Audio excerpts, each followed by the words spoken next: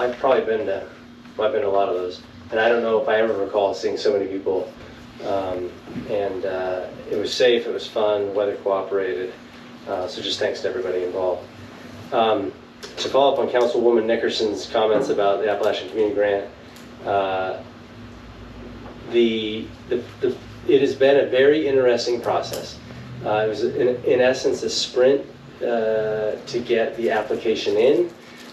Once awarded, we've really been able to dive into the details, particularly around what is feasible, what is possible, and we have a few pending questions with the state.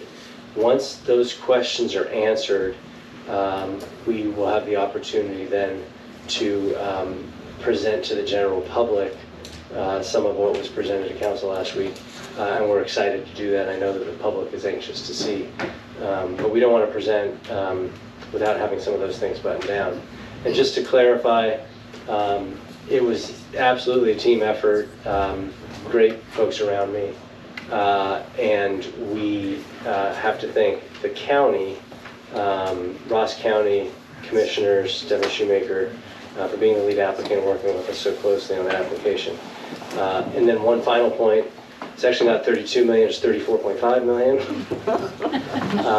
And the commissioners were successful in the state capital budget request with the assistance of our state representatives and state senators for an additional $5 million. So when this project is all said and done, we have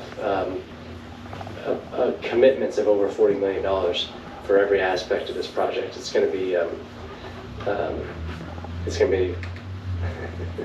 don't quite have the words for it. I'm excited. Speaking of excited, this is not the type of thing that gets most people excited, but today we had a new chief building official start. You'll recall that we went for years without one. It's a challenge to find somebody qualified with correct certifications. So new chief building official started today, and council within the last, I'd say 45 days, approved the creation of a code and zoning enforcement position. The chief building official will be a part of that hiring process. And so within, I'd say 30 to 45 days, that building department, along with the new software that's been approved, will be noticeably improved, and I'm excited about that. Finally, I would like to talk about what is perhaps the most stressful topic for me every year, and that is this Thursday, which is Halloween. We choose Trick or Treat Night based on recommendation from the Mid-Ohio Regional Planning Commission, which orchestrates essentially a Central and Southern Ohio unified Trick or Treat Night. So there's a whole rationale for when it happens on Halloween, when it doesn't happen on Halloween, and this year Trick or Treat is on the 31st. Every year without fail, it rains on the 31st, and that is projected to be the same occurrence this year. Last I checked, there was a 69% chance of rain, but it's also going to be a high of 78 that day. We will go forward in the rain with Trick or Treat. We advise safety. Kids are lit and not in the streets. For particularly busy areas, Fairway in particular, Fairway will be closed to through traffic to encourage safety.